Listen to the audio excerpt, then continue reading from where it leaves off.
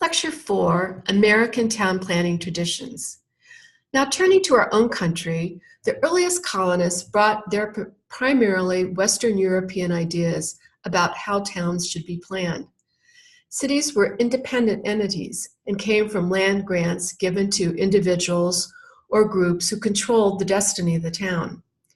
The English land grants throughout the 17th and 18th century until the Revolutionary War dictated the location and the layout of towns. Here's Springfield, Massachusetts, a New England village town. Agriculture was the basis of the economy of this town, and you can see that reflected in the pattern of development. Homes were grouped along a road or commons with farming strips behind the homes. The remaining lands were open to all as common pastures and then later subdivided for newcomers. As these New England settlements grew into town, there were many distinguishing features, including being planned for limited population. Once the land and the common areas were allotted, a new village was formed.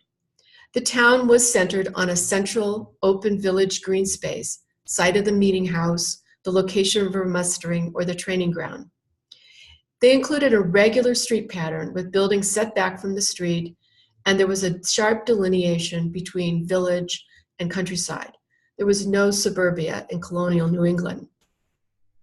With the Revolutionary War and the founding of the United States, the local control of town planning was changed. There was no more royal grants to individuals who controlled the development of city. Rather, power went to the state, and cities became creatures of the state. And most importantly, through the provisions provided in the Constitution, a greater emphasis was placed on the protection of individual rights over the common good. The plan for Washington, D.C. is the best example of town planning in a grand scale. In 1790, Congress authorized the creation of a new federal capital and hired Pierre Lafont, a French surveyor and planner. The area chosen was the location of 3 settlements that became incorporated into this new capital, Georgetown being the most well-known. And private land was taken for public purpose. There was a farmer, a Mr. Byrne, who didn't want to sell, but he was given fair market value for the taking of this land. More about takings later in this course. The government wanted a city based on a simple grid pattern of streets and blocks. But Lafont was influenced by Versailles and the Baroque thinking about town planning. His plan included focal points of vistas at the terminus of diagonals, connecting important buildings and monuments. Also in the plan was a closely grained street pattern for accommodating walking. Here's how that terminus view of the capital looks today.